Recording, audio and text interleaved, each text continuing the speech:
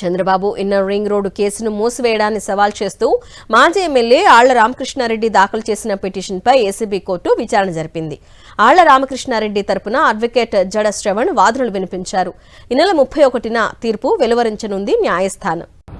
గౌరవ ఏసీబీ కోర్టులో inner ring road కేసుని ఏదైతే మూసివేస్తూ సిఐడి పోలీసులు ఏసీబీ కోర్టులో ఫైనల్ రిపోర్టు దాఖలు చేశారో దాని మీద పిటిషనర్గా ఉన్నటువంటి ఆళ్ల రామకృష్ణారెడ్డి గారి తరఫున చాలా సుదీర్ఘమైనటువంటి వాదనలు వినిపించడం జరిగింది. మార్చి 2, 2024వ తారీఖున 19 మంది ముద్దాయిలు ఇన్క్లూడింగ్ నారా లోకేష్, లింగమనేని రమేష్, చంద్రబాబు నాయుడు గారు, వారి మంత్రివర్గంలో ఉన్నటువంటి మున్సిపల్ శాఖ మంత్రి నారాయణ గారు, వీరందరూ కూడా కొన్ని వేల కోట్ల రూపాయల ప్రభుత్వ ధనాన్ని దుర్వినియోగం చేశారు. పూర్తి స్థాయిలో రమారమి 2000 ఆధారాలతోటి డాక్యుమెంట్లతోటి ఈరోజు ఏసీబీ న్యాయస్థానంలో మేము అబ్జెక్షన్స్ దాఖలు చేశాం. అబ్జెక్షన్స్ మీద న్యాయస్థానం పూర్తి వాదనలు విన్నారు. 31వ తారీఖు ఈ నెల మార్చిన ఈ కేసుని మూసివేయాలా లేదా ఈ కేసు మీద కాగ్నిజెన్స్ తీసుకొని నిందితుల్ని ట్రయల్ ఫేస్ చేయమని ఆర్డర్స్ ఇస్తారా అనేది 31వ తారీఖున న్యాయస్థానం నిర్ణయం తీసుకోబోతుంది.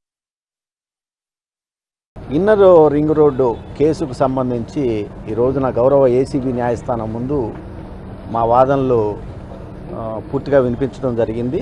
అదేవిధంగా ప్రాసిక్యూషన్ వారి వాదనలు కూడా గౌరవ న్యాయమూర్తి గారు వినటం జరిగింది. ఈ కేసుని 31వ తారీఖుకి ఈ నెల వాయిదా వేస్తూ గౌరవ న్యాయమూర్తి గారు తీర్పు చెప్పడం జరిగింది. ఇవాళ అది చంద్రబాబు నాయుడు గారు ముఖ్యమంత్రి కాగానే ఆయన మరి కొడుకు చేతేమో యువతల వైసీపీ వాళ్ళు కానివ్వండి, ఇతర పార్టీ వాళ్ళు ఎవరన్నా ఏ చిన్న మాట అన్నా కూడా రెడ్ బుక్ రాజ్యాంగాన్ని అమలు చేపిస్తా, కొడుకుతో చేపిస్తూ ఉన్నాడు, చట్టాన్ని ఉల్లంఘించి మరి.